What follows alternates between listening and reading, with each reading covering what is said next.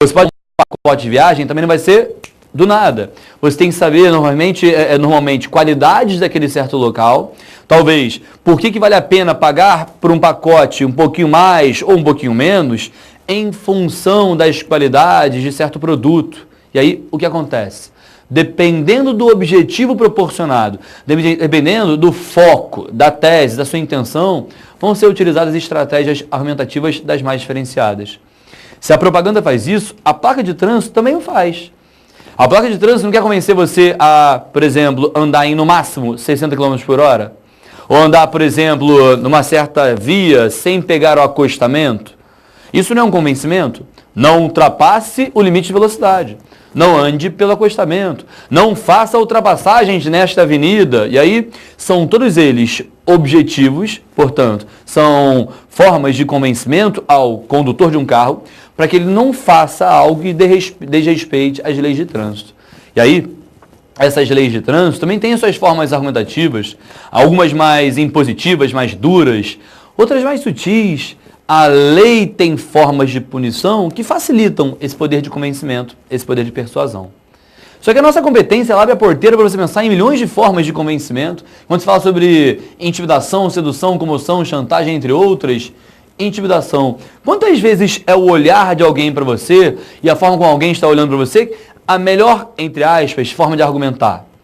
Quando você quer convencer, sei lá, seus pais, o seu responsável, digamos assim, para que você possa voltar um pouquinho mais tarde de uma festa, você tem bons argumentos, ele não tem bons argumentos, você quer convencê-lo, sei lá, a dormir na casa do seu amiguinho, na casa da sua amiguinha, você quer convencê-lo, você tem bons argumentos, entre eles a violência urbana, muito visível nas madrugadas da sua cidade, e ele não sabe mais como argumentar. Tem uma hora que ele não sabe como argumentar, ele olha para você, faz um sinal de um rosto um pouquinho mais franzido, mais intimidador, e fala só, vai ser assim e ponto final. E normalmente vem aquele, quem manda aqui sou eu, sou seu pai, você tem que confiar em mim. E aí, nesse caso, não está sendo utilizada de fato uma forma argumentativa muito complexa, mas está sendo utilizada a tal da intimidação. A intimidação e a comoção, elas pegam um pouquinho mais pela emoção. Percebe que os argumentos eles podem ser pautados em critérios objetivos, argumentativos objetivamente, com causas e consequências visíveis? Ou essa relação argumentativa pode se apoiar em elementos mais subjetivos. A intimidação e a comoção passam por essa ideia, né? De você tentar tocar alguém pela emoção, para que esse ser, essa pessoa, emotivamente, resolva aceitar a sua proposta, aceitar o seu pedido. São formas diferenciadas de tratar a emotividade e de tratar estratégias de argumentação. Para poder começar a explicar isso para vocês e sair um pouquinho da parte genérica, que é a parte de conteúdo ou a parte de teoria, é mais interessante trabalhar com exemplos. Os exemplos sempre dão a nós a capacidade de entender mais propriamente, não só como isso acontece no dia a dia, mas, sobretudo, como isso pode ser cobrado em prova. Então, vai pegando a sua ficha. Enquanto isso, vou repetir algo que a gente sempre fala em nossas aulas. A qualquer momento você pode mandar mensagens para cá, mandando perguntas. Você pode mandar suas dúvidas. Obviamente, eu vou parar a nossa aula para que vocês possam ter suas dúvidas dirimidas ao longo dessas nossas aulas. Então, mandem para cá as dúvidas a qualquer momento. Enquanto isso, agora eu já posso pegar a nossa ficha para ler com vocês um trechinho importante da nossa página 110. Lá na página 110 da ficha, nós temos o texto Lira Oitava. Estamos ali, a Lira VII. Essa Lira VII é a nossa famosa Lira Oitava. É uma das famosas obras de Tomás Antônio Gonzaga. E o Tomás Antônio Gonzaga, poeta árcade brasileiro, ele falava com certa naturalidade sobre amor, sobre mulher, sobre a relação entre os famosos personagens Dirceu, o famoso pastor Dirceu, e Marília, sua mulher amada. E a forma de tratar o relacionamento amoroso por ele, ela era tão natural e tão objetiva que às vezes ele falava de amor e de mulher de maneira bem argumentativa. É interessante isso, né? Porque isso é um pensamento bem clássico e o arcadismo é o neoclassicismo, não é à toa. O pensamento clássico tende a racionalizar as relações amorosas. Se você pensar alguém hoje, por exemplo, alguém que convencer você a ficar com ele ou com ela, ele pode usar critérios subjetivos de você ser lindo, você ser linda, de eu sentir por você algo especial, de nós termos propensão a ter um dia, um futuro esplendoroso. Mas eu não vou usar critérios objetivos do tipo, eu acho que você tem entre 1,65 m e 1,70 m, logo você condiz com tudo que eu espero de uma mulher. Os elementos objetivos não fazem parte, normalmente, de um convencimento amoroso. Eu posso convencer você objetivamente a estudar mais, a ficar mais tempo sentado diante do computador, assistindo a mais aulas, fazendo mais questões, mais exercícios, mais redações. Mas os critérios objetivos não se pautam normalmente numa relação amorosa. Mas é isso que ele faz. Percebe? Olha a capacidade que ele tem de criativamente trabalhar com argumentos objetivos para falar sobre amor e sobre a mulher. Vamos lá, lira oitava. Marília, de que te queixas? De que te roubou o Dirceu o sincero coração? Não te deu também o seu? E tu, Marília, primeiro, não lhe lançaste o grilhão? Todos amam, só Marília, desta lei da natureza, queria ter isenção? Olha o que acontece. Na primeira estrofe já fica muito clara a estratégia argumentativa a ser utilizada. Quando ele fala, no finalzinho da estrofe, todos amam, só Marília, desta lei da natureza, queria ter isenção, em outras palavras, todos os seres vivos amam, todos os seres vivos têm entre si relações amorosas. Marília, tu és um ser vivo, és ou não és? Já que tu és um ser vivo, tu tens como obrigação também amar. Mas por que isso? Porque amar é algo natural, inconsciente, inerente aos seres vivos, e essa é a teoria utilizada. Percebe? É um argumento tão objetivo que eu poderia dele formar algo que nós chamamos de silogismo. Lembra de silogismo? Eu tenho duas premissas. Essas duas premissas vão ser interligadas para que elas possam me levar a uma conclusão. Lembra do silogismo mais famoso da história? Todo homem é mortal, premissa número 1. Sócrates é homem, premissa número 2. Logo, Sócrates é mortal. Essa é a conclusão. Esse é o silogismo clássico. É o silogismo que é a mistura de lógicas mais tradicional, mais famosa da história. E ela trabalha exatamente com a existência de duas lógicas, duas premissas, que nos levam a uma conclusão. Aqui está rolando a mesma coisa, olha lá. Ele fala, todos os seres amam. Marília é um ser. Logo, Marília tem que amar.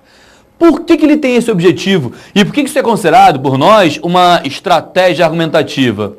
Porque, dentro do quesito, competência número 7, habilidade número 24, reconhecer no texto, isso é um texto, estratégias argumentativas empregadas para o convencimento do público.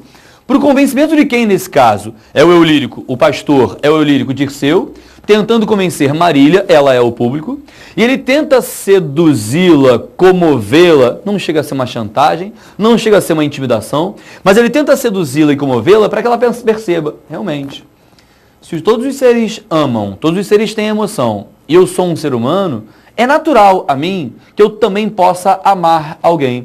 Então, eu não posso ter essa tal isenção. Quando ele fala isenção é isso. Você, Marília, vai se isentar da possibilidade de amar alguém? Em outras palavras, liberte-se. Deixe o sentimento amoroso fluir sobre você. Libere as suas emoções amorosas. Ele faz isso em várias outras estrofes. Acompanha comigo. Olha a estrofe número 2. Já na página 111, Em torno das castas pombas, não rulam ternos pombinhos e rulam Marília em vão? Não se afagam com os biquinhos e a prova de mais ternura nos arrasta a paixão? Todos amam, só Marília desta lei da natureza queria ter isenção? De novo, ele faz referência a outros animais, agora ele faz referência aos pombinhos, mostrando, os pombinhos são seres, eles também amam. Marília, você também é um ser, você também precisa amar. Vem a terceira estrofe, ele faz a mesma coisa. Já viste, minha Marília, há vizinhas que não façam os seus ninhos no verão? Aquelas com que se enlaçam não vão cantar-lhes defronte do mole pouso em que estão? Todos amam, só Marília, desta lei da natureza, queria ter isenção. E tá abrindo ainda mais, falou dos pombinhos, fala das aves, mais do que falar das aves, ele fala que as aves encontram prazer quando estão unidinhas, quando estão juntinhas no seu ninho. Percebe nas entrelinhas que o Dirceu está convidando Marília a ficar com ele no, entre aspas, ninho do casal? É verdade que tem uma certa sensualidade, às vezes, até uma certa erotização subliminar.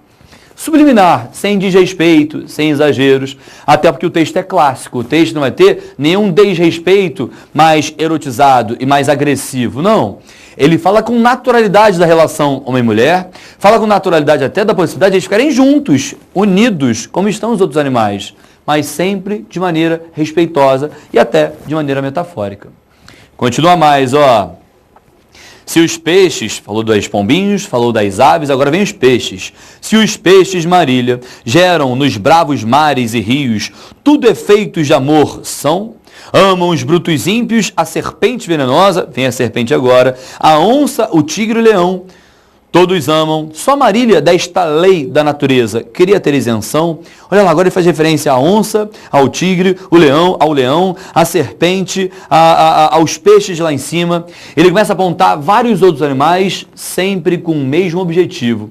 Que objetivo é esse? Falar, se todos os animais amam, você, Marília, que é um animal, deveria amar também.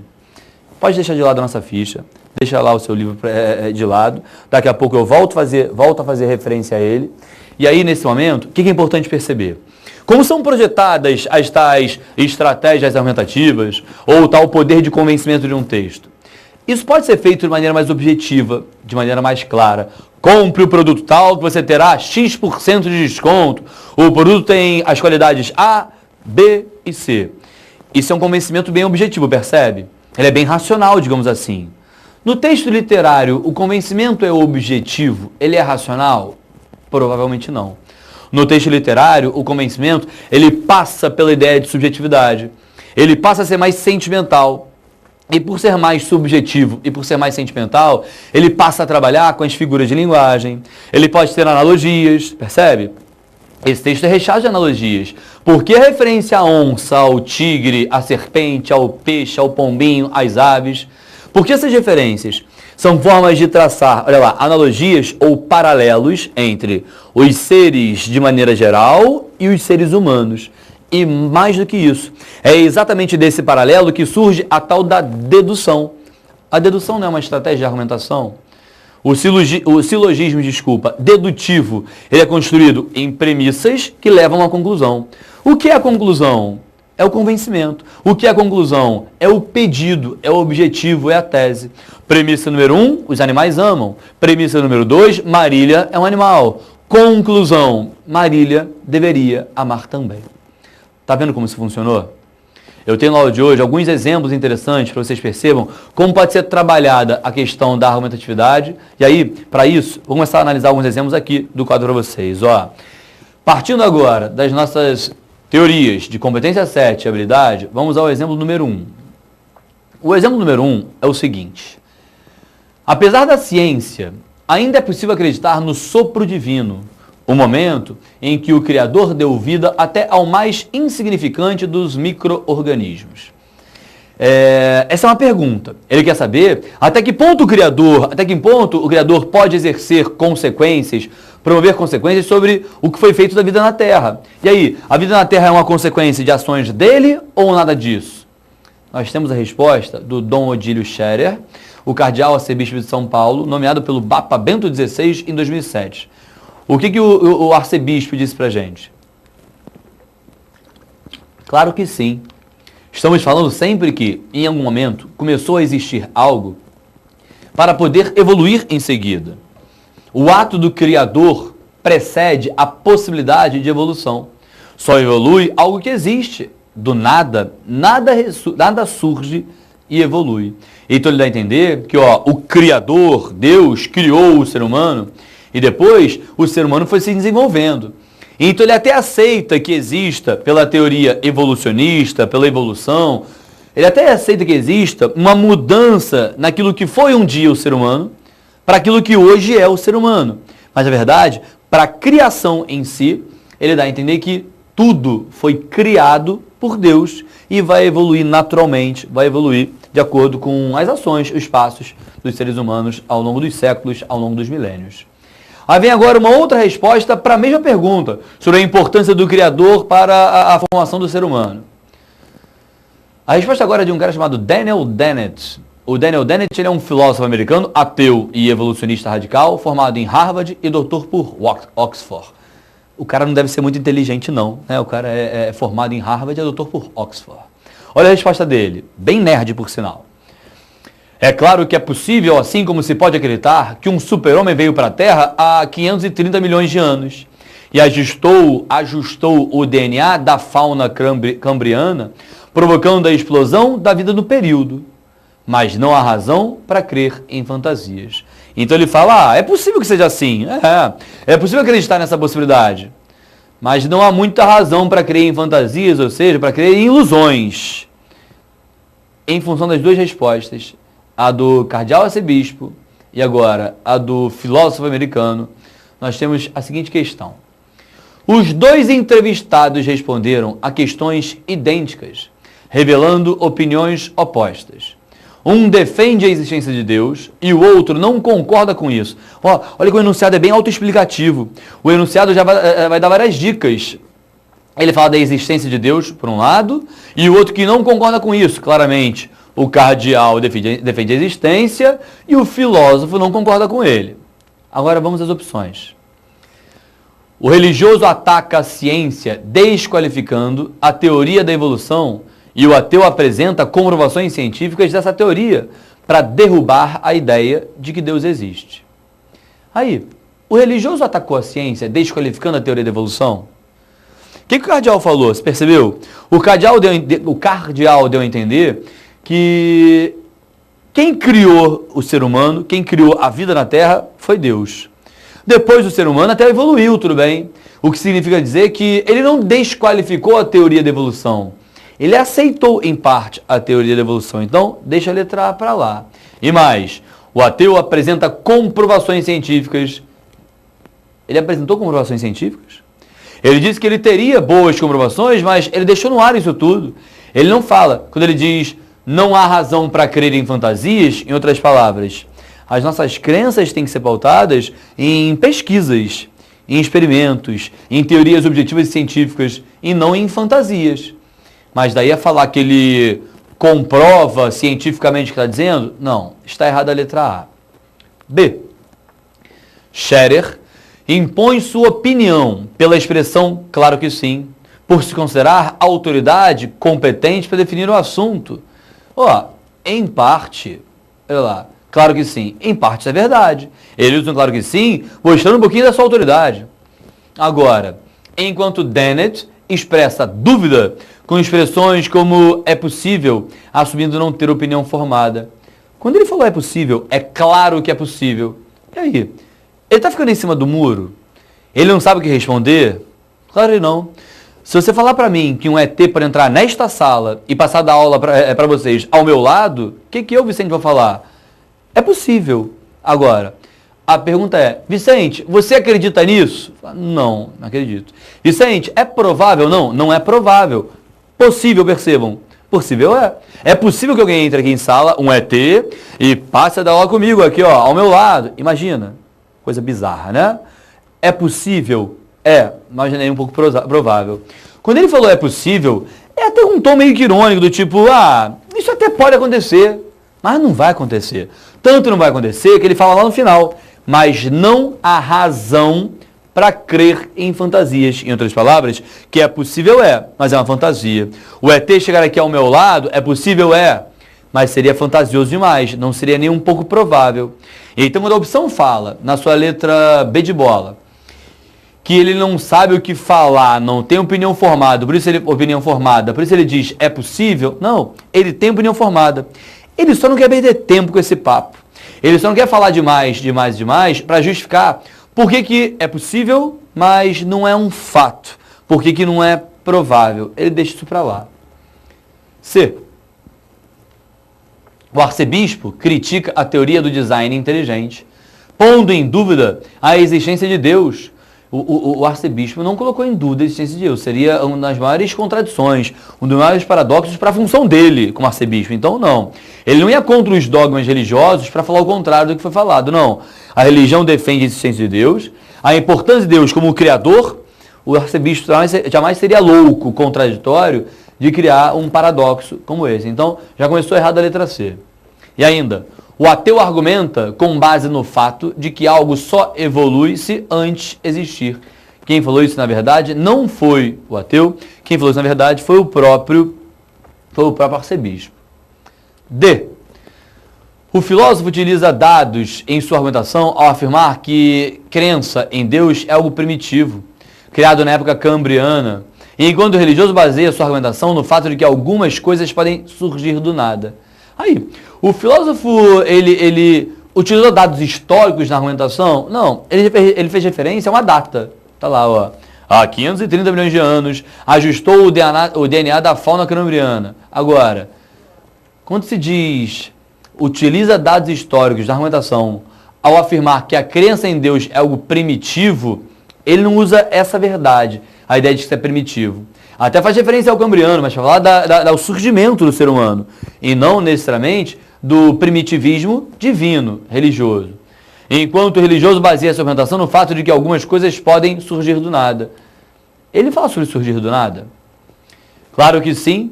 Estaremos falando sempre que em algum momento começou a existir algo para poder evoluir em seguida. O ato do Criador precede a possibilidade de evolução. Só evolui algo que existe. Do nada, nada surge e evolui. Agora, ó, ele fala do nada, nada surge e evolui. Ele pega algo que existe. A existência humana, ela veio de trabalhos, digamos, religiosos, divinos. Então, temos um problema, né? Ele fala que algumas coisas podem surgir do nada, elas podem evoluir depois. Surgir do nada? Não. Elas existem e vão evoluir naturalmente com o passar do tempo. E a nossa resposta parece ser, então, a letra E, né? Olhando as opções até agora, o arcebispo usa uma lacuna da ciência para defender a existência de Deus. Que lacuna é essa? Lembra, ó? Estaremos falando sempre que em algum momento começou a existir algo para evoluir em seguida. O ato do Criador precede a possibilidade de evolução. Só evolui ao que existe. Em outras palavras, os cientistas estudam a evolução, mas eles não necessariamente, com essa teoria, estudam a criação. Estudar a evolução significa dizer que, ó, a gente concorda com vocês. O ser humano evoluiu com o tempo. Isso é o arcebispo falando, tá? O ser humano evoluiu com o tempo. Mas quem criou esse ser que evoluiu foi Deus. Onde está a lacuna dessa teoria científica? A lacuna é quanto ao fato de a teoria evolucionista falar sobre surgimento? Não, mas sobre evolução. Já que ela não fala do surgimento, falaremos nós. E os religiosos, nesse caso, o arcebispo, ele fala sobre a criação e deixa o resto na conta da evolução. Então, ó, a nossa letra E parece ser boa. Ele usa uma lacuna da ciência para defender a existência de Deus. Agora, enquanto o filósofo faz uma ironia, sugerindo que qualquer coisa inventada poderia preencher essa lacuna. Preste atenção na expressão qualquer coisa inventada. Qual foi o meu exemplo aqui? Qual foi o exemplo que eu dei para trabalhar com o fato de qualquer coisa inventada poder preencher essa lacuna? Não foi a possibilidade de eu dar aula para vocês ao lado de um ET? Essa qualquer possibilidade inventada, essa invenção, vai preencher essa lacuna? Pode. Do ponto de vista as coisas podem ser inventadas, criadas do nada, trabalhar a existência de qualquer possibilidade, fantasiosa ou não, é brincar ironicamente com conceitos científicos. Os cientistas não acreditam em qualquer coisa. Eles acreditam que você pode sonhar com qualquer coisa. Você pode imaginar, inventar qualquer coisa. Daí a tratar qualquer coisa como algo, digamos, realizável, já são coisas de fato bem diferentes. É tudo realmente bem distinto em uma relação entre as ideias apresentadas. Qual é a resposta da nossa questãozinha, portanto? O nosso exemplo número 1 tem como resposta a letra E. E aí, de que maneira essa questão, que tem como resposta a letra E, trabalha o que foi falado aqui, ó, pela competência e pela habilidade? Confrontar opiniões e pontos de vista sobre as diferentes linguagens e suas manifestações específicas. A linguagem, nesse caso, foi igual. Linguagem verbal, linguagem verbal. Manifestações específicas, também foram manifestações iguais. Nos dois casos, eram pessoas se manifestando sobre o mesmo tema, especificamente sobre o mesmo assunto e sobre o mesmo tema. Então, até agora, eu tenho semelhanças de linguagens, semelhanças de manifestações e oposições quanto às ideias. Por isso, as opiniões foram confrontadas. Em relação à habilidade número 24, reconhecer no texto estratégias argumentativas empregadas para o convencimento. Olha lá, um utilizou um pouquinho da comoção, a comoção religiosa. Essa ideia, claro que sim, tem um pouquinho da intimidação, né? E depois ele vai falar, ó, de maneira bem taxativa, só evolui algo que existe, do nada, nada surge e evolui. Então, por ser mais taxativo, mais forte, ele trabalha um pouquinho dessa comoção. tentando comover, ou às vezes tentando até intimidar, falando, ó, é assim e ponto. Até porque ele representa uma figura de autoridade, não é uma pessoa qualquer, né? É o cardeal arcebispo, ele merece um mínimo de crédito da nossa parte. Tendo essa credibilidade, ele se utiliza disso para intimidar alguém. Agora, em relação à resposta do Daniel Dennett, ele vai desconversar. Ele usa um pouquinho da autoridade dele para falar sobre o assunto de maneira mais técnica. Veio para a Terra há 530 milhões de anos e ajustou o DNA da fauna cambriana. E aí ele usa um pouquinho da sua teoria, do seu conhecimento técnico específico, mas ele vai muito além disso, né? Ele vai tentar criticar a ideia de que existem crenças inventivas que não são explicadas pela ciência. Então ele trabalha um pouquinho com isso, mas é verdade, ó. Entendendo a habilidade número 24, e aí, o Daniel Dennett intimidou, seduziu, comoveu, chantageou? Nem tanto. Ele debochou, em parte, né? Ele opinou, é verdade que isso acontece. Quer dizer, então, professor, o deboche, a opinião, eles fazem parte dessa habilidade 24? Sim, fazem parte disso aqui, ó, do entre outras. O entre outras, ele abre essas diversas possibilidades.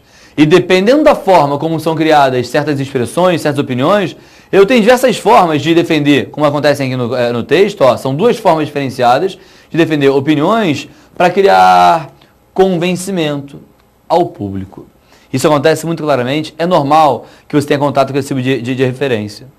Na aula de redação, posso dar exemplos disso para vocês, ainda um pouquinho da aula de redação. A gente trabalha muitas vezes em aula de redação com o poder de convencimento de um argumento.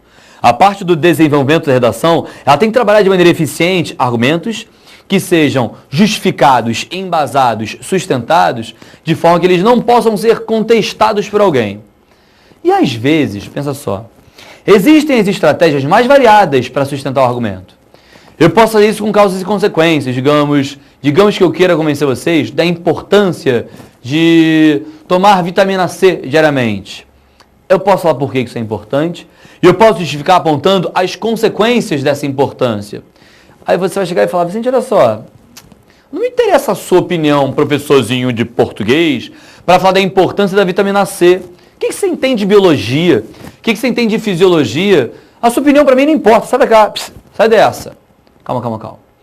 Mas agora eu, Vicente, se quiser convencer vocês a utilizarem a tal vitamina C diariamente, falando agora que não é mais a minha opinião, mostrando, por exemplo, dados estatísticos que confirmam que as pessoas que tomam diariamente vitamina C ficam com patologias, com enfermidades ou ficam doentes, uma parcela, sei lá, de 1/3 em relação àquelas que não tomam vitamina C diariamente, todo dia. O que eu fiz? Ó, a cada uma pessoa que fica doente, a cada 3 pessoas que ficam doentes, uma delas apenas tem o hábito de tomar vitamina C, as outras 2 não. Então, em outras palavras, ó, eu posso utilizar a malandragem para dizer que ficam doentes, ficam gripadas pessoas em dobro ou ao dobro em relação àquelas que tomam vitamina C diariamente. O que eu estou fazendo? Eu estou tentando trabalhar com estatísticas, com dados estatísticos, para convencer vocês a passarem a tomar uma certa vitamina. Foi um exemplo bobo e muito simples, a verdade é essa. Mas isso pode acontecer das mais variadas formas. Utilizando referência a uma estatística, utilizando causas e consequências, utilizando o que nós chamamos argumento de autoridade. Já ouviu falar em argumento de autoridade? O argumento de autoridade, muitas vezes, ele é utilizado dessa forma de intimidação. Quando o senhor falasse, olha só, não é a minha opinião, Vicente, não.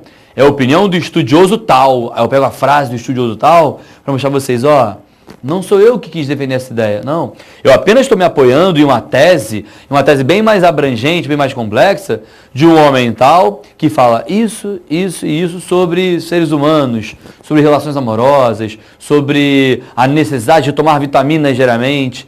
E o que seria feito nesse caso? Eu teria estratégias argumentativas que iriam facilitar o poder de chantagem ou de, digamos, sedução ou intimidação, comoção e por aí vai. Tá vendo como funciona a nossa habilidade de hoje? Já vi um primeiro exemplo com vocês, agora vamos ao segundo. No segundo, eu quero ouvir um pouquinho mais e deixar um pouquinho mais vocês pensando diante disso, tá? Lembra que vocês, podendo mandar perguntas para cá, Mandem, eu respondo assim que eu puder. Então, com dúvidas no exemplo número 1, vocês podem vir para cá as perguntas que eu volto à questão e explico isso direitinho para vocês. Agora, em relação ao exemplo número 2, eu vou deixar você ler sozinho o exemplo número 2 e, obviamente, o enunciado também trazido para esse tal exemplo. Vai lá, dá uma olhada.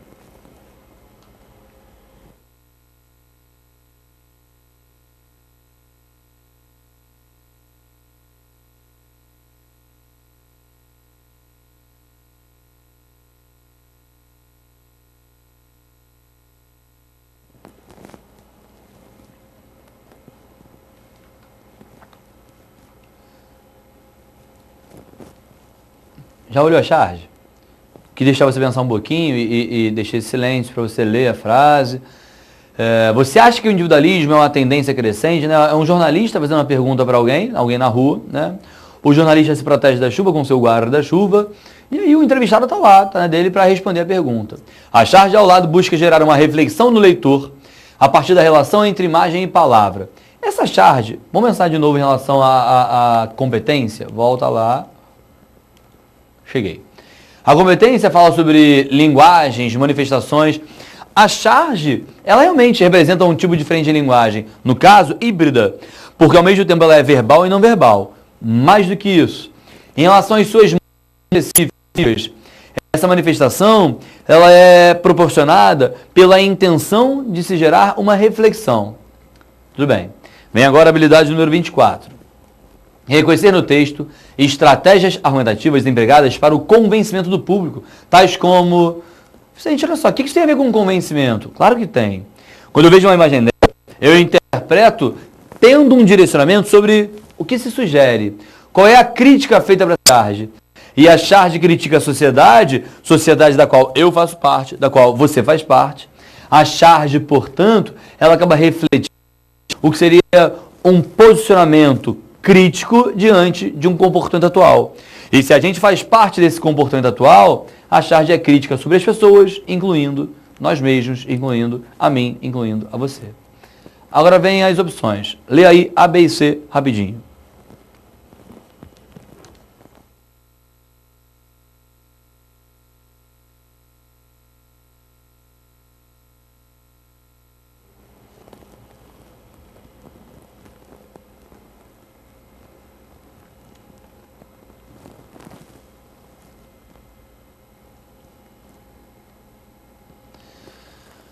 Olha a letra A. Ao ilustrar um repórter trabalhando sozinho, o autor destaca o individualismo típico da profissão. Eu até poderia tentar sustentar a tese de que o jornalista ele trabalha sozinho, né? Isso tem um tal individualismo, beleza. Mas essa é a intenção da imagem?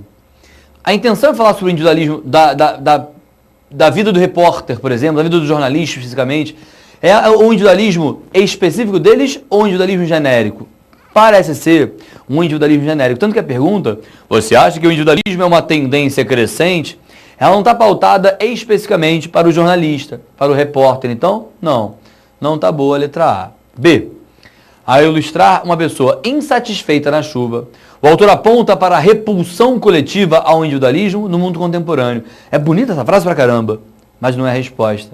A pessoa da chuva está insatisfeita? Não sei. Professor, mas ela tem uma cara de lá, não está muito feliz, mas ela está parada na chuva. Eu não sei se ela está reclamando, ela não está contestando o momento, o ambiente em que ela se encontra.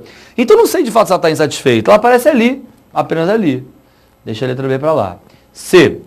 Ao ilustrar um repórter debaixo de um guarda-chuva, enquanto a entrevistada se molha, o autor demonstra o individualismo involuntário no dia a dia. Gostei dessa, né? Porque a descrição é igualzinha. O jornalista trabalhando no guarda-chuva, o entrevistado sob a chuva e o autor demonstra individualismo involuntário do dia a dia. Professor, eu tenho uma dúvida nesse caso aí, porque, sei lá, o que seria individualismo involuntário? Não entendo. Que ideia é essa do ser involuntário? Então, nesse caso, entende que ideia é essa? O que significa o ser involuntário? O ser involuntário significa dizer que ele é inconsciente. O jornalista, ele quis fazer uma entrevista sobre individualismo e ele próprio não percebeu que ele estava sendo individualista. Ele não percebeu que ele próprio estava comprovando que o individualismo é, de fato, uma tendência crescente. E nesse caso, ó, realmente, o individualismo é crescente, a imagem comprova isso, e aí essa parece ser a nossa resposta, essa parece ser a nossa resposta a ser marcada. Olha a letra D, rapidinho comigo, ó. Ao ilustrar um repórter que não se preocupa com a chuva que cai sobre sua entrevistada, o autor aborda o individualismo no mundo capitalista. E, professor, eu gostei dessa opção também. Eu gostei da letra D, porque, ó, o repórter não se preocupa com a chuva da entrevistada. Com a chuva que cai nele, ele se preocupa, não se preocupa? Tanto se preocupa que ele está com guarda-chuva. Mas sobre ela não, porque ele não está nem aí. Agora, o que derruba a letra D? Procura aí. Dá uma olhadinha nela sozinho e vê qual é a palavra que derruba a letra D de dado.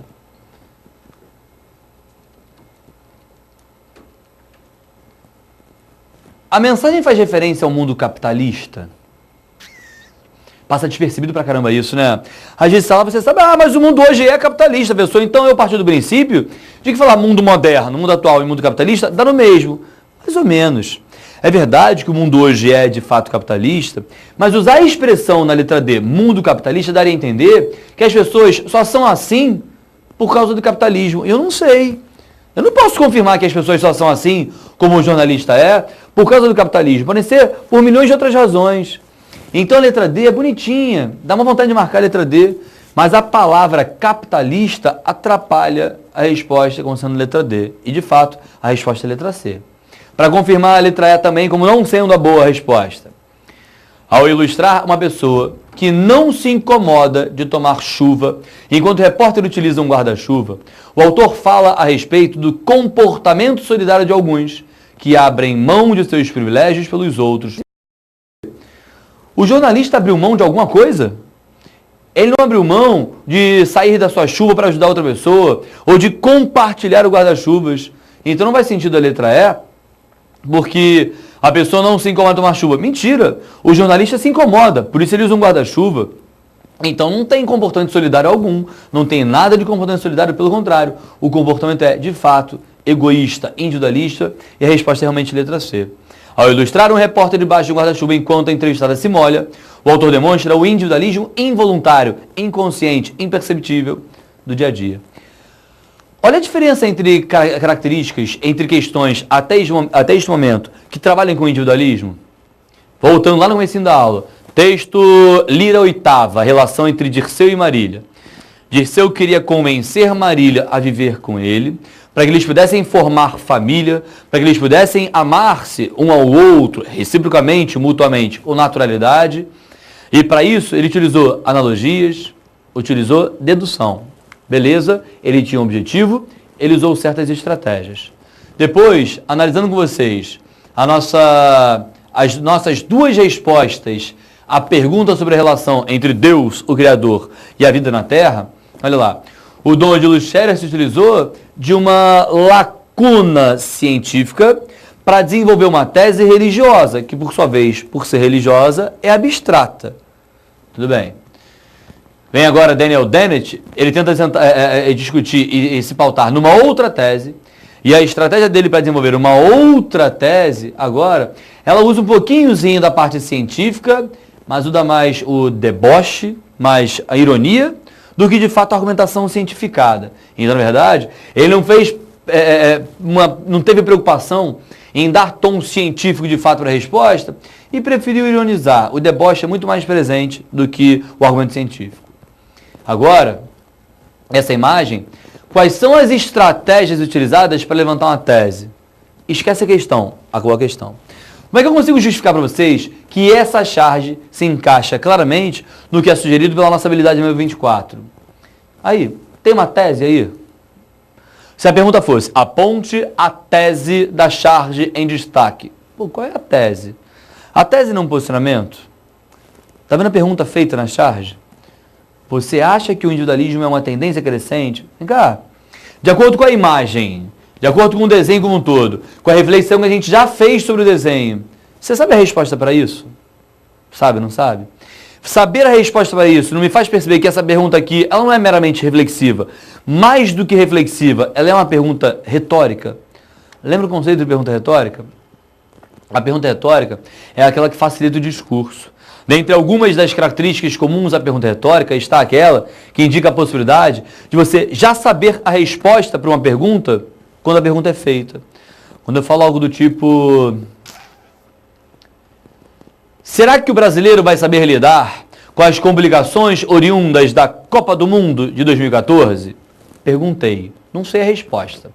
Será que o brasileiro saberá lidar com as complicações oriundas da Copa do Mundo de 2014? A resposta pode ser sim e pode ser não. Então, é uma mera pergunta reflexiva. Eu fiz essa pergunta para gerar em vocês essa reflexão. Percebeu? Você pode responder que sabe, não sabe, o brasileiro saberá lidar com isso, não saberá lidar com isso, que seja. Deixa para lá essa pergunta. Vamos ver agora uma outra pergunta. E em vez de falar, será que o brasileiro vai lidar? Se a pergunta fosse algo do tipo: até quando o brasileiro terá que lidar com as complicações oriundas da Copa do Mundo de 2014? Olha a diferença. Será que o brasileiro saberá lidar? É uma coisa. Até quando o brasileiro tentará ou conseguirá lidar com isso? Em outras palavras, o brasileiro não está sabendo lidar com isso não. O brasileiro está incomodado. O brasileiro quer protestar. O brasileiro, de fato, não quer aceitar as imposições da FIFA, da CBF, do governo. Em outras palavras, a minha pergunta, ela tem, de verdade, intrinsecamente, uma opinião. O brasileiro tem motivos para protestar. O brasileiro não deve aceitar mais as imposições da CBF, da FIFA, do governo e por aí vai. Resumindo, essa pergunta passou a ser pergunta retórica por quê? Porque ela indica um posicionamento, ela facilita um discurso. Ela não gerou apenas a sua reflexão, ela gera a sua reflexão e traz a sua reflexão para o que seria a minha tese, o meu posicionamento, a minha forma de entender esse problema. Volta para cá. Vendo que a pergunta retórica indica esse posicionamento, resumindo, a pergunta que aparece na charge, ela é meramente reflexiva ou é retórica? Você acha que o individualismo é uma tendência crescente? Vendo o contexto dentro da charge, ela funciona muito mais com a pergunta retórica do que com a pergunta meramente reflexiva. E por que ela tem tom retórico? Simples. Ela tem tom retórico porque a resposta para a pergunta é: o brasileiro tem tornado o individualismo uma tendência crescente. Na verdade, não brasileiro. O homem contemporâneo tem tornado o individualismo uma tendência crescente. Percebeu a resposta para ela? Não é isso que faz isso aqui ser de fato uma pergunta retórica? E se ela é uma pergunta retórica por ter posicionamento, o posicionamento não é a tal da tese? Então ela também teve uma tese, teve um posicionamento que foi sustentado. Qual foi a estratégia de sustentação desse argumento? Já que é exatamente isso que é perguntado lá na habilidade número 24. Pode ser a comoção? Pode. Você vê isso aí e fica comovido e pensar: caramba, que absurdo, olha lá, que absurdo. O jornalista é individualista pra caramba, que egoísta, que safado, olha lá. Não tá nem aí pro entrevistado. E ela pode comover você pela indignação, pela raiva. E é exatamente a comoção, nesse caso, a forma de sedução. A forma de avisar para você, reflexivamente, algo do tipo: seja mais solidário. Pense no próximo, seja mais amigo do próximo. Olha lá, tenha preocupação com os outros, aqueles que estão perto de você. E essa é a tese sustentada ao longo do texto em função da reflexão apresentada pela charge. Viu como funciona? Esse é mais um exemplo de nós entendermos, para nós entendermos a nossa habilidade número 24. Vamos agora ao exemplo número 3. Vou deixar um tempinho para vocês lerem no exemplo número 3 o que seria o slogan da Ricardo Eletro, e depois disso vocês vão ler A e B. Daqui a pouquinho eu viro para que nós analisemos C, D e E. Vai lá, sozinho, dê uma lida.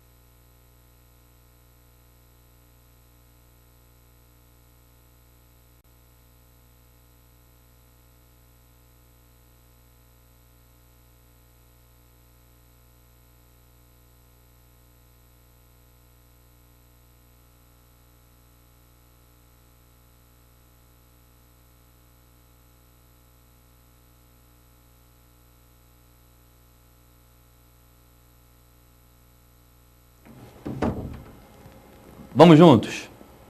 Olha lá. Mostre que sua memória é melhor do que a de computador e guarde esta condição 12 vezes sem juros. Isso é uma propagandinha da Ricardo Eletro. E tá lá.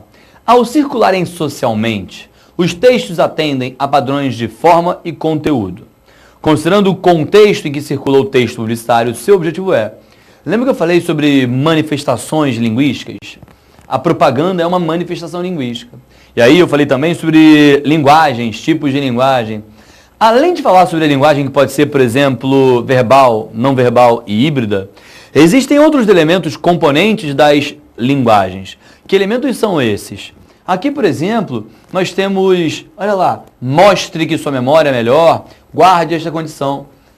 Olha o tipo de verbo, mostre, guarde. Lembra de modos verbais? Modo indicativo, modo subjuntivo e modo imperativo. Que modo é esse, hein? Isso é indicativo? Mostre. É subjuntivo? Mostre. Não. Isso é o famoso imperativo. E qual é a importância que o imperativo tem? Para esse contexto, é toda a importância. O imperativo que vai imperar de maneira mais forte ou vai apenas sugerir, pedir, emotivamente ele pode suplicar. E aí, o imperativo que apresenta as suas várias gradações, as suas várias possibilidades nos níveis de pedidos, sugestões, súplicas, ordenações, olha lá, o imperativo foi utilizado. E propaganda usa demais o imperativo, sabe disso muito bem. Se eu quero convencer você a comprar um produto, eu quero persuadi-lo, né? Para persuadi-lo, por que não o imperativo? Se eu quero convencer você a ir a um restaurante, eu vou tentar convencê-lo usando o imperativo, algo do tipo, experimente a nossa batata inglesa, que seja, ou experimente o imperativo aí. Se eu quiser convencer você a comprar, por exemplo, o canal Premiere para assistir ao jogo de futebol, assine já, não é assim que eles falam? O assine já não é o tal do imperativo? Então, lembra que lá no comecinho da aula, a habilidade falava sobre isso, né? Sobre os recursos utilizados em cada tipo de manifestação linguística. E nesse caso não foi diferente. Olha lá. Mostre que sua memória é melhor do que o do computador e guarde esta condição. Imperativo, atendendo ao padrão de forma e conteúdo existente, tipicamente, no texto publicitário. Foi isso que o enunciado falou pra gente. Aí vamos lá, olhar opção por opção. A letra A fala o seguinte: influenciar o comportamento do leitor por meio de apelos que visam a adesão ao consumo. Está errado isso? Eles têm uma adesão ao consumo, né? Olha lá, 12 vezes sem juros. É para o cara consumir. Então, não parece estar errada a informação da letra A. Gostei dela. Olha as outras. Definir regras de comportamento social pautadas no combate ao consumismo exagerado. No combate ao consumismo exagerado? A propaganda não quer exatamente que o cara consuma, é que na verdade ele evita malandramente, ele evita um compre. Pensa só, se eu sou dono de uma loja, eu não vou usar, seria muito burro da minha parte, usar algo do tipo, gaste o seu dinheiro na minha loja. Gaste o seu dinheiro? Não. Satisfaça-se na minha loja, né? Venha ter prazer na minha loja. Os verbos utilizados, eles são relacionados ao ato de consumir, mas eu não quero incentivar você a consumir exageradamente, nem a não consumir. Eu quero que você consuma sem perceber que você está consumindo. Não foi isso que a propaganda fez? Olha lá. A propaganda fala, mostre que sua memória é melhor do que a do nosso computador e guarde esta condição. Ela não falou compre. Ela não falou pague em 12 vezes sem juros, mas estava nas entrelinhas. O imperativo e a expressão 12 vezes sem juros, eles passam essa informação. Então, não gostei da letra B. Deixa pra lá. Até agora estou gostando da letra A. C. Defender a importância do conhecimento de informática pela população de baixo poder aquisitivo.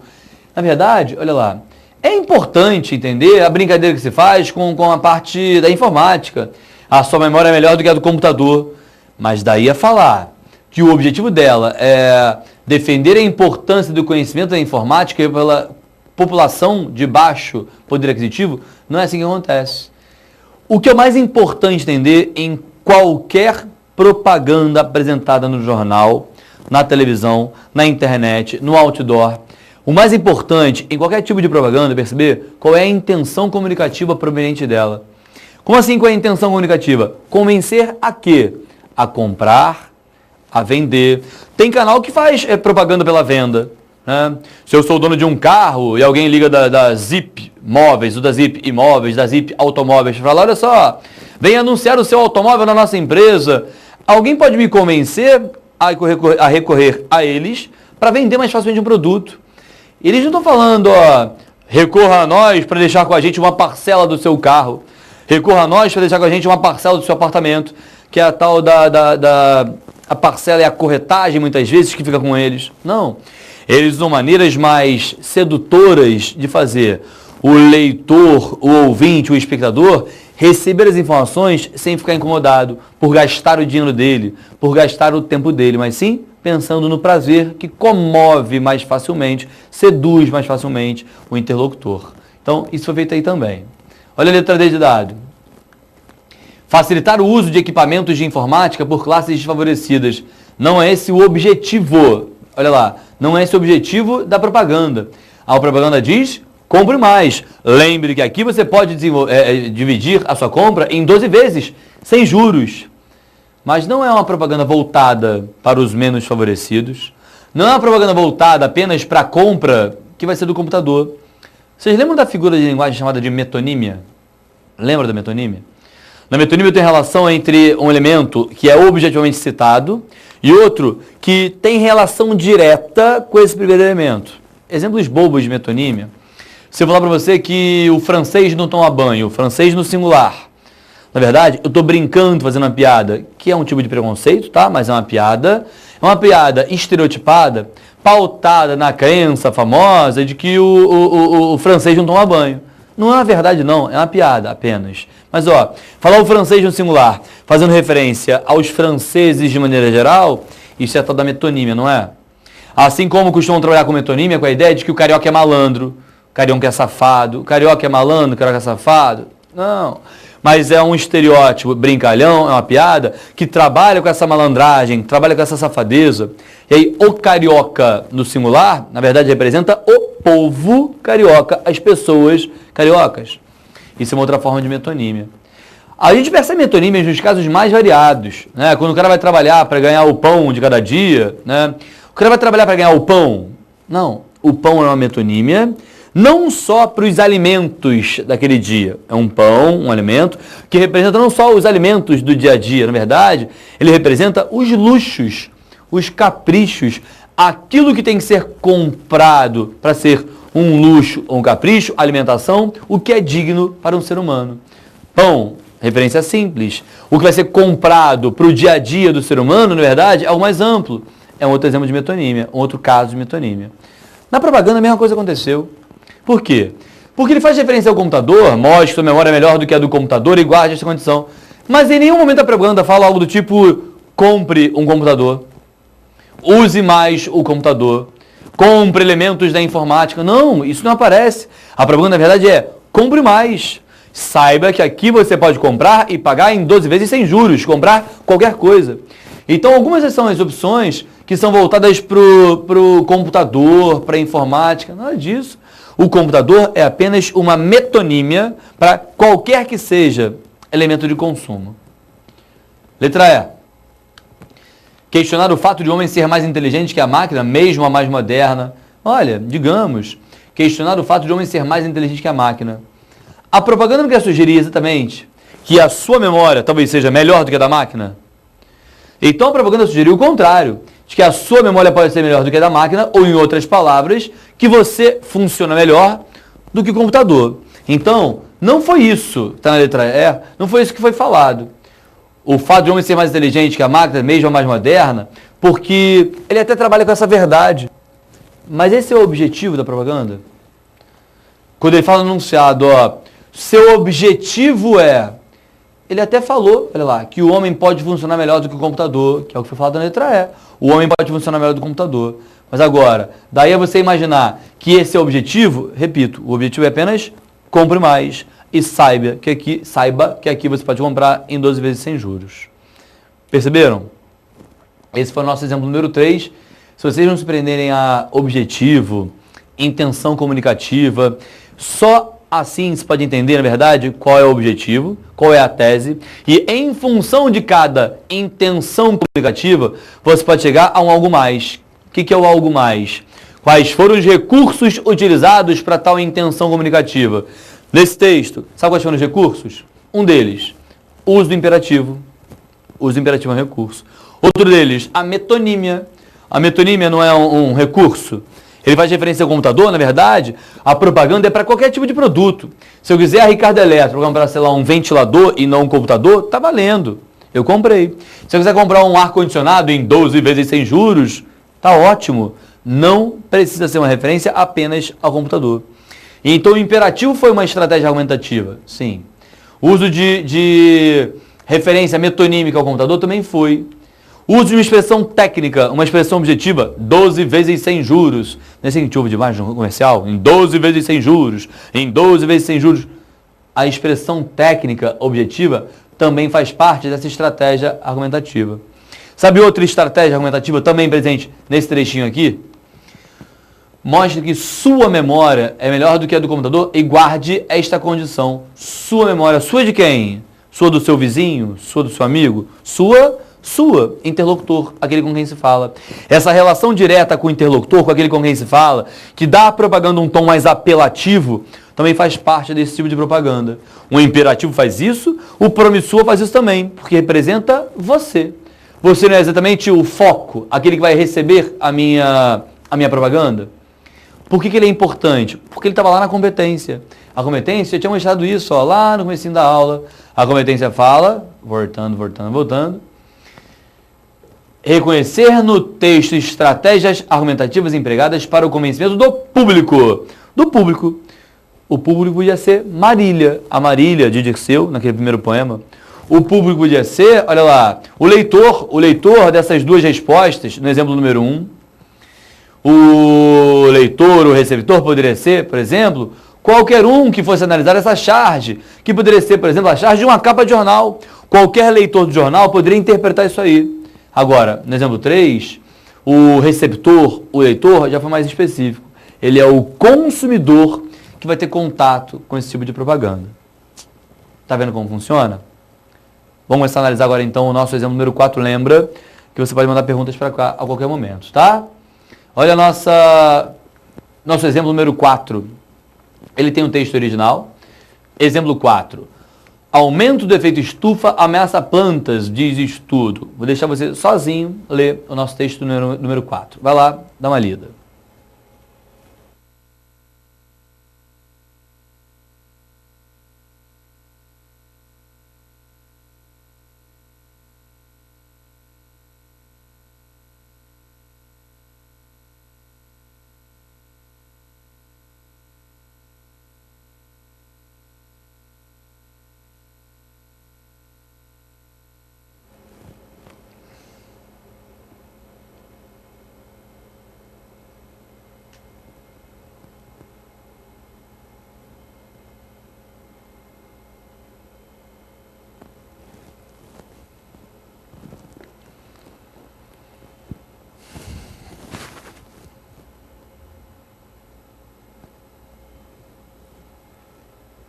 Vamos lá? Olha a primeira parte dessa questão.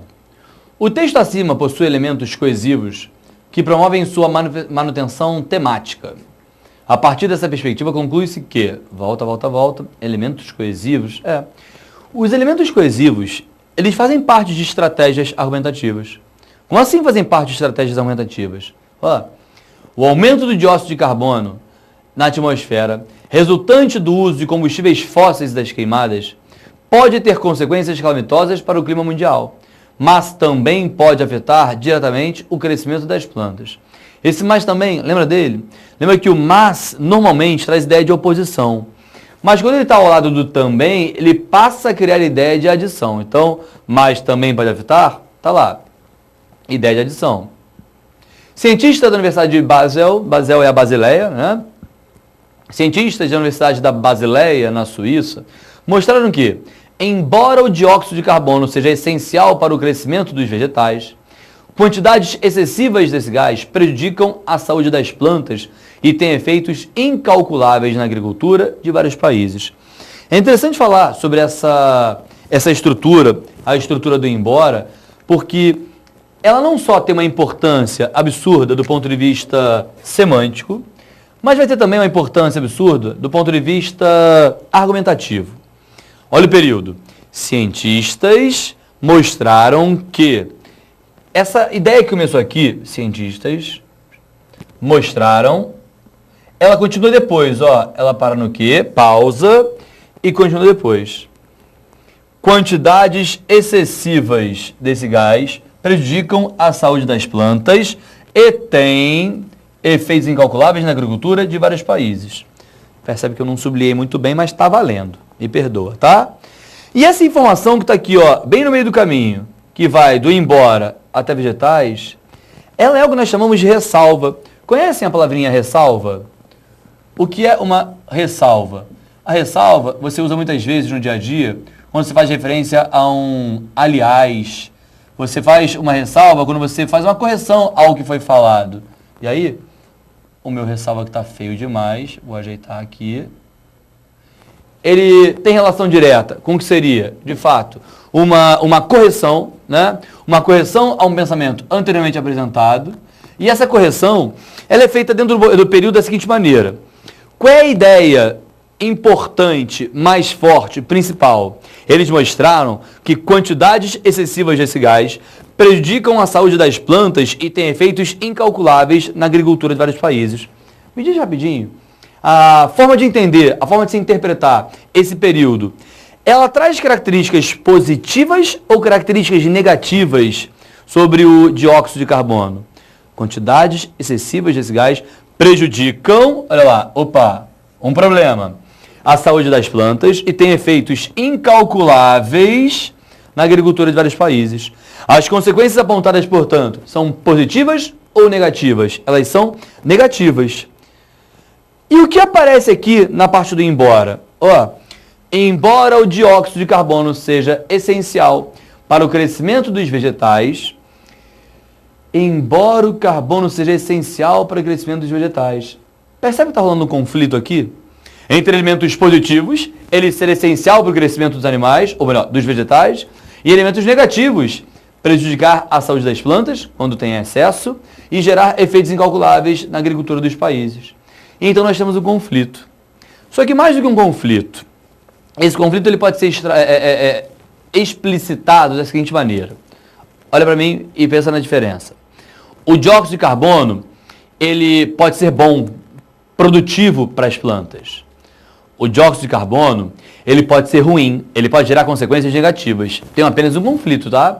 Você não sabe se numa balança com a parte boa de um lado, a parte ruim do outro lado, você não sabe ainda quem vai pesar mais. Se são os efeitos positivos ou se são os efeitos negativos do uso do dióxido de carbono. Agora, se eu colocar apenas assim lado a lado, não sei mesmo. Se eu quiser colocar um embora, você vai passar a saber. Porque o embora, a gente costuma dizer, ele traz informações com a força argumentativa menor. Ou então, o embora, se quiser anotar isso, aproveita. Ó, o embora, ele introduz informações de menor relevância. Posso repetir, anota isso. O embora introduz informações de menor relevância. Vou pegar aquela mesma posição. Tem elementos positivos, tem elementos negativos. Embora o dióxido de carbono tenha consequências positivas para os vegetais, ele tem inúmeras consequências negativas. Aí, se eu falei que o embora introduz a parte mais fraca e falei, embora ele tenha consequências positivas, quem está pesando mais nessa balança? Ó, quem tem mais destaque? As consequências positivas ou as negativas? As consequências negativas. E foi exatamente isso que aconteceu na questão. A questão trabalhou exatamente isso, e é disso que está sendo falado agora nas opções A, B, C, D e E. Ó, quando ele fala de elementos coesivos, embora é um elemento coesivo, a palavra mas, na linha 3, contradiz a afirmação inicial das linhas 1 e 2. Volta lá. Lembra que eu falei que esse mais, da linha 3, ele trazia ideia de adição? Se o mais traz ideia de adição, ele vai contradizer o que foi falado antes? Não. Ele vai apenas adicionar, vai trazer uma ideia nova. Então, ó, nada de contradição. Errado. B. A palavra embora, na linha 4, introduz uma explicação que não encontra complemento no restante do texto. Ó, a linha 4 traz uma explicação que não encontra complemento. Vamos pensar. Embora o dióxido de carbono seja essencial para o crescimento dos vegetais, ele falou da importância positiva do dióxido de carbono. Vamos ver o resto do texto? Lá no comecinho. O aumento do dióxido de carbono na atmosfera, resultante do uso de combustíveis fósseis e queimadas, pode ter consequências calamitosas. Opa, então, até o ponto final, ele está falando sobre elementos que podem trazer consequências problemáticas.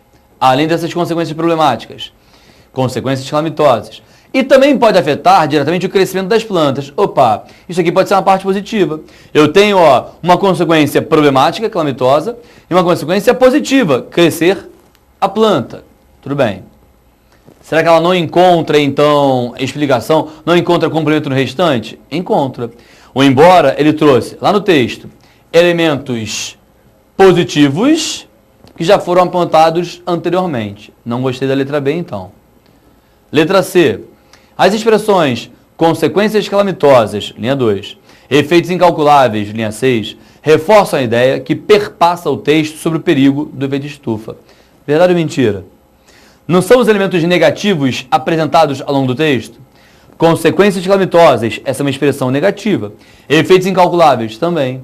Então, eles reforçam a ideia que perpassa o texto sobre o perigo do efeito estufa. Gostei dessa opção. Vamos ver as outras. Olha a letra D. O uso da palavra cientistas na linha 3 é desnecessário para dar credibilidade ao texto. Desnecessário? Pelo contrário, né? Ele é necessário. Lembra que eu falei no começo da aula sobre estratégias de valorização do argumento? Existem as mais variadas estratégias de valorização do argumento. Eu poderia usar um dado estatístico, lembra? Eu poderia usar o que nós chamamos de argumento de autoridade.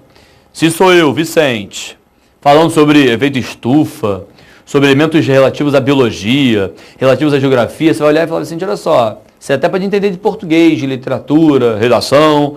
Não vem falar de biologia não, que você não entende disso. E é verdade. Né? Eu não sou um bom entendedor da biologia.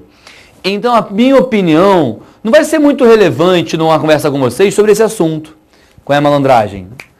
Vou apresentar a minha tese, mas não vou colocar a minha opinião. Vou falar que, segundo o IBGE, o Instituto Brasileiro de Geografia e Estatística, eu vou lá e sustento o meu posicionamento. Segundo a OMS, a Organização Mundial de Saúde, eu vou lá e apresento a minha opinião. Segundo a Anvisa, a Agência Nacional de Vigilância Sanitária, eu apresento a minha opinião. O que eu fiz agora?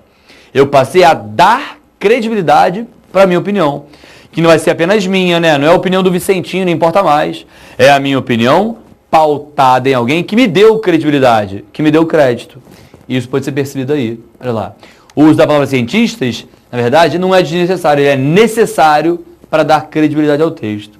E a letra E fala o seguinte: a palavra gás, na linha 5, refere-se a combustíveis fósseis e queimadas nas linhas 1 e 2, reforçando a ideia de catástrofe. Gás, combustíveis fósseis e queimadas são apresentados no texto, mas o termo gás não faz referência necessariamente a combustíveis fósseis e queimadas. Quando se fala sobre gás, lá no comecinho, olha lá, cadê a palavrinha gás? O aumento do dióxido de carbono na atmosfera, resultante do uso de combustíveis fósseis e das queimadas. Então, os combustíveis fósseis e as queimadas proporcionam um aumento do dióxido de carbono. Pode ter consequências calamitosas, aí ele fala sobre isso. Depois, quando ele fala no finalzinho, quantidades excessivas desse gás prejudicam. O gás não é o combustível fóssil, o gás não é a queimada. O gás ele é uma consequência disso. Por isso, a palavra gás refere-se a combustíveis fósseis. Não. Na verdade, ela é um resultado dos combustíveis, é um resultado das queimadas. Qual é a resposta do nosso exemplo número 4? A resposta é letra B de bola. A palavra embora, na linha 4, introduz uma explicação que não encontra complemento. Desculpa, não é essa, foi mal. É letra C. As expressões consequências calamitosas, lembra que esse não matou a letra B, né? A resposta é a letra C. A expressão consequências calamitosas, linha 2, e efeitos incalculáveis, reforça a ideia que perpassa o efeito ou o texto sobre o perigo do efeito estufa. De fato, isso é verdade. O texto tem como tese isso aqui, né? O perigo do efeito estufa é a parte fundamental a ser desenvolvida pelo texto. E ele até faz uma ressalva ou outra sobre a possibilidade de o dióxido de carbono até melhorar ou facilitar o aumento, o crescimento das plantas. Mas isso é um dado extra, é uma ressalva acerca da ideia geral, que é a ideia problemática. Percebeu como funcionou? Queridos, até agora, o que nós vimos? Podem ser percebidas estratégias argumentativas por dedução ou por indução, por analogia, causa-consequência. Para exemplificar isso, eu falei lá no texto, no trechinho de Marília de Dirceu, na letra 8ª. Depois eu mostrei estratégias argumentativas voltadas para a parte visual. Como um desenho, como um recurso pode fazer isso, a Charge teve capacidade de visualmente funcionar de maneira argumentativa. Depois eu mostrei a você que uma propaganda de jornal pode fazer isso também. Uma propaganda que usa imperativo, que usa uma certa intimidação, uma sedução, usa a linguagem mais técnica, 12 vezes sem juros, trabalhando com metonímias. A propaganda pode trabalhar isso também. Nas respostas do cardeal arcebispo e do ateu, foram percebidas outras estratégias. Uma mais religiosa, mais subjetiva, mais abstrata. A outra mais debochada, mais irônica. E aí, cada um se utilizou da sua estratégia para chegar à sua referência, à sua tese. Agora, esse exemplo número 4 é interessante, porque ele é capaz de mostrar várias formas de nós entendermos essa questão, entendermos esse problema. E vale a pena explicar para vocês um pouquinho do que acontece na relação, por exemplo, numa oposição entre a ideia A e a ideia B. Olha o que acontece. A relação que há, normalmente, entre o mais, o embora, ou qualquer outra que seja a expressão concessiva, quando eles vão criar confrontos, é uma relação muito, muito especial. Porque se você souber utilizar isso com malandragem no dia a dia, você vai saber mostrar muito bem qual é o seu posicionamento apenas utilizando essas expressões, ou mais, ou embora. Por exemplo, digamos que a ideia da letra A seja que uma pessoa, uma menina é linda. Aquela menina é linda. Essa informação é letra A. Digamos que a letra B seja de que aquela menina é chata. Convenhamos, porque eu botei A versus B. Vocês podem concordar comigo que A, ser linda, é uma qualidade, algo positivo. B, ser chata é um defeito, né? Não é mais uma qualidade. Então nós temos um valor positivo, ser linda, um valor negativo, ser chata. Por isso, A versus B. Se eu falo de um lado, ela é linda, ela é chata, eu tenho uma oposição, não tenho? Você pode me dizer se eu dou mais destaque para o fato de ela ser linda ou de ela ser chata? Ela é linda, ela é chata. Você não sabe. Você não sabe se para mim ela é mais linda que chata, mais chata que linda. Ela é linda, ela é chata. Agora, digamos que eu tivesse não mais uma referência A versus B e fosse o seguinte, ó. Informação A, ela é linda. Informação B agora vai ser diferente. Mas ela é chata. O que mudou? Eu não tenho mais apenas um conflito, apenas uma oposição A versus B. Ela é linda, vírgula, mas ela é chata, significa o seguinte. Quem tem mais destaque nesse momento? A beleza ou a chatice? Se eu falo que ela é linda, mas ela é chata, percebe que o mais, ele dá mais destaque para a segunda informação? Então, no fim das contas, linda de um lado, chata do outro lado. Quem tem mais destaque na organização das minhas ideias? A beleza ou a chatice? É a chatice. Porque ela é linda, mas ela é chata, e me faz perceber, não, eu até aceito que ela seja linda, mas o que importa realmente é que ela seja chata. Como se eu falasse que a chatice dela me chama muito mais atenção do que a beleza dela. A chatice dela é muito mais relevante do que a beleza dela. E quem fez isso? Foi o mais, está aqui, ó, quietinho. Que é muito mais do que o elemento que promove apenas a oposição A versus B, como no primeiro caso. Ele promove, na verdade, uma oposição com importância argumentativa. Percebe que o mas, ele é uma dessas muitas palavras que podem criar relação coesiva? E essas palavras que podem criar relação coesiva podem muitas vezes também ter importância argumentativa? Quando eu listei com vocês na aula de hoje todos os elementos, estratégias argumentativas utilizados até esse momento. Falei de imperativo, falei do uso do seu para chamar essa atenção, falei de elementos visuais, falei de dedução, falei de analogia. Percebe que os conectivos também são elementos argumentativos, que são recursos coesivos e que fazem parte da minha estratégia de persuasão. O mais faz isso. Sabe quem também faz isso? Como a própria questão que eu acabou de mostrar? Digamos que agora nós tivéssemos de novo essa relação A, B. Lembra aqui, ó, A linda, B chata. Se eu falasse agora, ó, ela é chata, vírgula. Embora, o que o embora faz? Você deve lembrar que o embora tem valor de concessão. Ela é linda, embora seja chata. Aí, eu inverti, né? O embora, desculpa, o B era ser chata e o A era ser linda. Então, deixa eu manter as incógnitas de antes, né? B, chata, e A, linda. Olha lá. Ela é chata, embora seja linda. E aí? Você pode me dizer quem está ganhando nessa balança? Quem está pesando mais? Se é a chatice, B, ou a beleza, A? Como é que significa isso? Como é que funciona isso? Da mesma forma que o mais, ele dá mais destaque, olha lá, para a informação posterior e menos para a informação anterior, o embora é o contrário. Sabe o que o embora faz? O embora dá menos destaque para a informação posterior e dá mais destaque para outra informação. Então, o mais deu mais força para a ideia que ele introduziu, que era o B. O embora deu menos força para a ideia que ele introduziu, que é o A. É quase matemática isso, né? Uma lógica quase de equação, mas é assim que funciona realmente. E aí, o que significa dizer que o embora está ao lado do A? Nessa frase, ela é chata, embora seja linda, de novo. O que foi mais relevante? Foi mais relevante a chatice dela ou a beleza dela? Foi mais relevante a chatice da mulher. Por quê? Porque a chatice está do lado B, do outro lado, que é a parte mais forte. E a beleza está aqui do lado mais fraco. Não tem tanta relevância a beleza dela. Em outras palavras, a chatice, de novo, é mais relevante do que a beleza. Percebeu como funciona? É assim de fato que vai funcionar. É assim que os nossos recursos coesivos também podem funcionar de maneira argumentativa. Isso pode ser cobrado em prova de vocês, várias e várias vezes.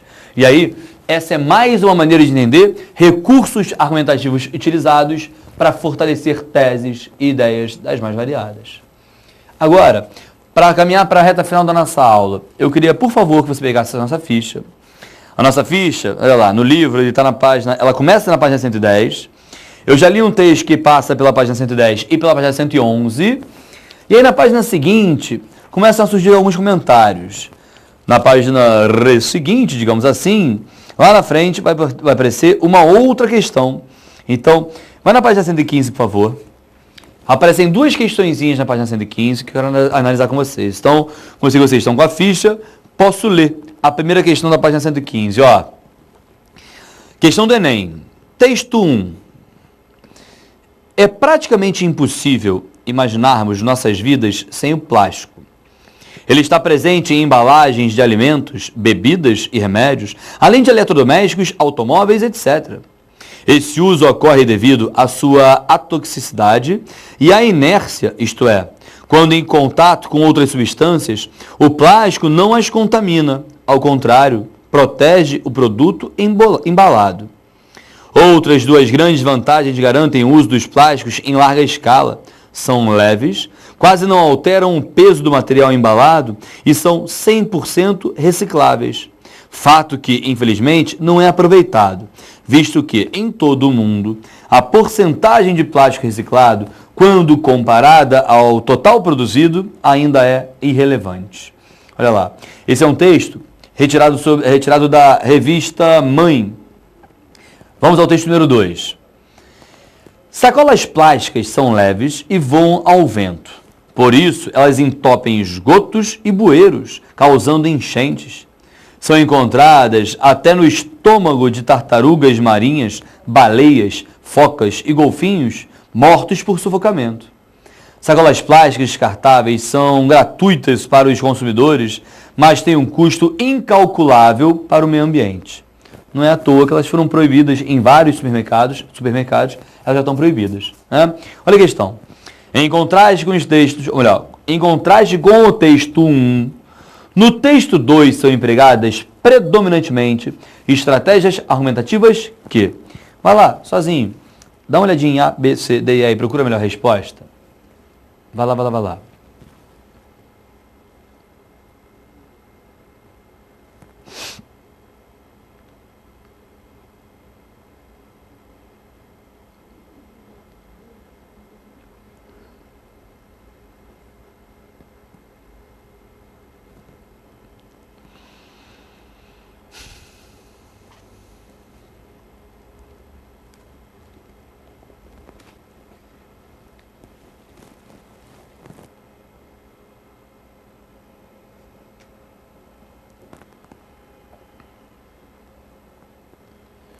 Vamos analisar juntos? Queria deixar você olhar um pouquinho as opções, mas deixo com vocês, ó. Atraem o leitor por meio de previsões para o futuro. Ó, o texto 2, ele até apresenta alguns dados concretos, alguns fatos, mas eles não são necessariamente apenas previsões para o futuro, tanto que o texto 2 faz referência a ideias que já foram apresentadas, que já são visíveis, fatos concretizados, então não são previsões. Olha a letra B. Apelam para a emoção do leitor, mencionando a morte de animais. Isso não acontece. Quando se fala ali, ó, sacolas plásticas são leves e vão ao vento, por isso as entopem, bueiros, isso, aquilo, são encontradas até no estômago de tartarugas marinhas, baleias, focas e golfinhos mortos por sufocamento. Verdade, né? Eu gostei da opção da letra B. Pode marcar a letra B aí. Vamos analisar as outras. Olha as outras. Orientam o leitor a respeito dos modos de usar conscientemente as sacolas plásticas. O que seria o modo de usar conscientemente as sacolas plásticas? O texto 2 não faz isso. O texto 1 até faz referência a essa porcentagem, ele fala que eles deveriam ser reciclados, mas o texto 2 não. O texto 2 não sugere o modo mais consciente de utilização das sacolas. Então, deixa para lá a letra C. Letra D. Intimidam o leitor com as nocivas consequências do uso indiscriminado das sacolas plásticas. Eu gostei em parte. Ele fala das nocivas consequências do uso indiscriminado, só que ela intimida o leitor. Ela fala, você leitor vai morrer caso não pare de utilizar sacolas plásticas? Você leitor vai ser prejudicado fortemente na sua vida? Não, não, não. Ele vai referenciar certos exemplos que até podem comover o leitor, mas não intimidá-lo. Lembra que a habilidade fala sobre isso, comoção, intimidação, chantagem. Então ele tenta comover, tocar pela emoção. E a comoção é isso, né? Comover é tocar, pegar você pela emoção. Comover você pela morte dos animais e não pela intimidação. É bem diferente. Letra E. Recorrem à informação por meio de constatações para convencer o leitor a evitar o uso de sacolas plásticas. Em parte, não está errado a letra E. Ele faz constatações, mas por que a letra B é melhor? Porque dentre as constatações, a referência à morte dos animais é aquela que é mais impactante, é aquela que é mais dura. Entre as estratégias utilizadas, como ele botou um predominantemente no enunciado, a morte dos animais, de fato, é a parte essencial, mais pesada, mais latente na crítica apresentada e, por isso, entre as estratégias argumentativas utilizadas. Questão número 1, portanto, nossa resposta, letra B de bola. Para acabar nossa aula, vamos à questão número 2? Vou ler mais uma vez o texto, vamos lá. Essa é a última questãozinha para terminar nossa aula de hoje. Ó. Cientistas da Grã-Bretanha anunciaram ter identificado o primeiro gene humano relacionado com o desenvolvimento da linguagem, o FOXP2.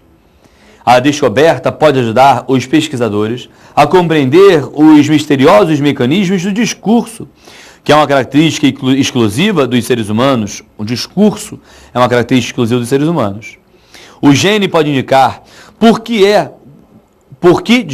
e como as pessoas aprendem a se comunicar e a se expressar, e por que algumas crianças têm disfunções nessa área. Segundo o professor Anthony Monaco, do Centro Wellcome Trust de Genética Humana de Oxford, além de ajudar a diagnosticar desordens do discurso, o estudo do gene vai possibilitar a descoberta de outros genes com imperfeições. Dessa forma, o prosseguimento das investigações pode levar a descobrir também esses genes associados e, assim, abrir uma possibilidade de curar todos os males relacionados à linguagem. Para convencer o leitor da veracidade das informações contidas no texto, o autor recorre à estratégia D. Vai lá sozinho, olha A, B, C, D e E. Daqui a pouco eu faço com vocês, comento para terminar a nossa aulinha de hoje. Vai lá, da letra A à letra E.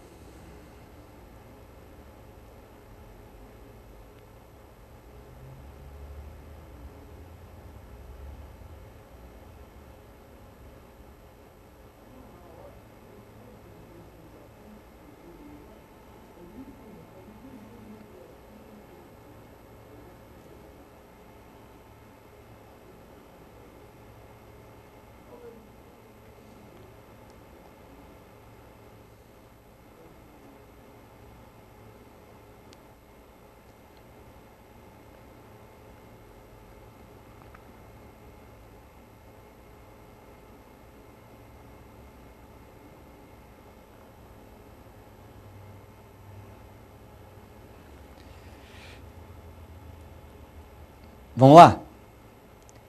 Essa é a típica questão que deixa você em dúvida em normalmente 2, ou às vezes até 3 opções. O Enem faz muito isso, ele tem 5 itens, A, B, C, D e E, e quanto mais opções distratoras ou distrativas, mais complicada é a questão. Por que distratoras ou distrativas? Porque entre as respostas, uma delas é a certa. As outras são as que ficam distraindo você, para você tentar marcar A, ou C, ou D, ou E, quando a resposta é apenas letra B, por exemplo. Essa questão faz um pouquinho disso, ó. Para convencer o leitor da veracidade das informações contidas no texto, o autor recorre à estratégia D. Cuidado. Vamos começar pela letra E, lá embaixo. Elencar as possíveis consequências positivas que a descoberta vai trazer. Na verdade, ele faz isso. Ele faz a apresentação de consequências positivas, só que as consequências positivas são utilizadas para convencer o leitor da veracidade das informações. O que é veracidade? Não é a verdade? Para que ele comprove que isso que ele diz é verdade, ele apresenta consequências boas? Não. Então a estratégia não foi essa. D. Detalhar os procedimentos efetuados durante o processo de pesquisa. Ele detalhou como isso acontece? Ele falou mais ou menos por alto como isso acontecer, mas não existem detalhes sobre o processo. Então, não, isso não é verdade. C. Apresentar citações de diferentes fontes de divulgação científica.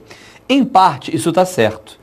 Porque ele faz referência aos cientistas da Grã-Bretanha anunciaram ter identificado o primeiro gene humano relacionado.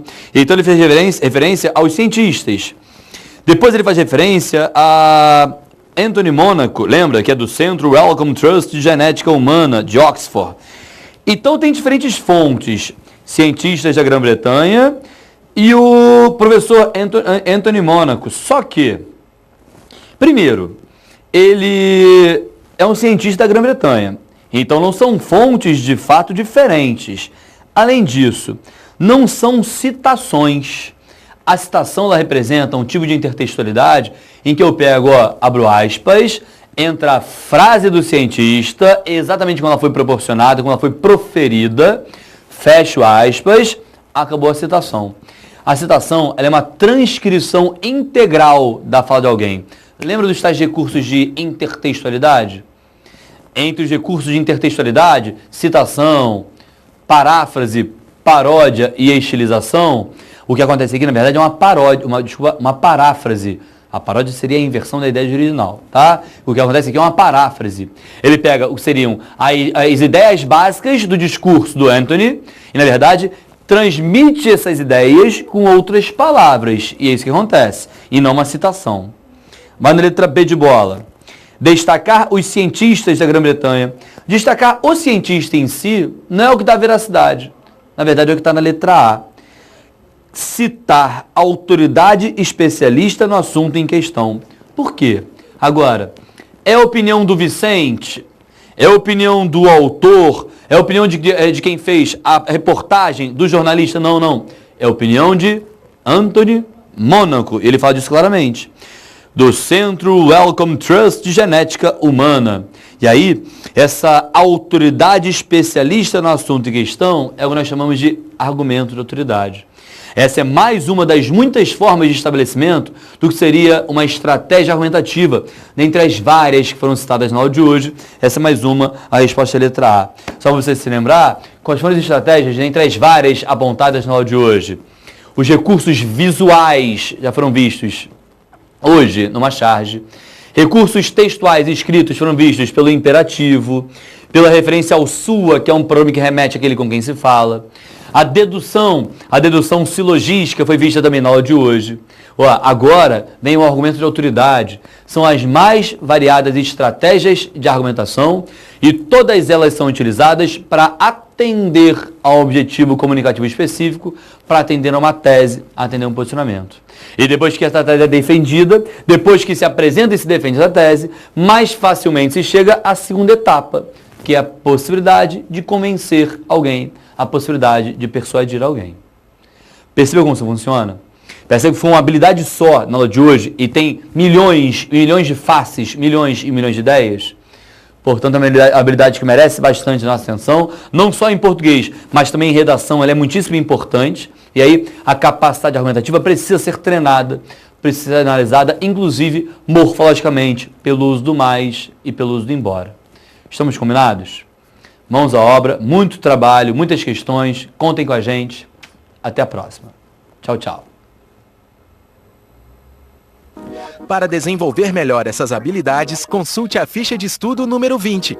Bom estudo e até a próxima aula!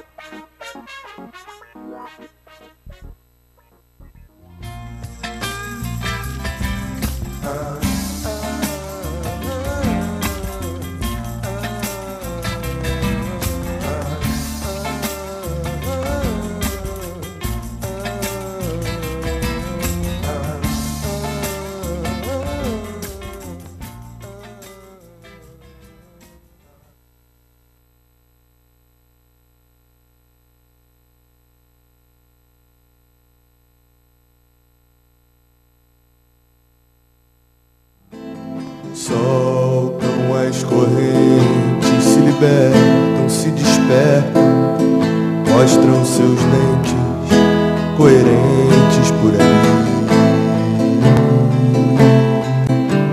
Soltam as correntes, se libertam, se despertam, mostram seus dentes sorridentes por ali.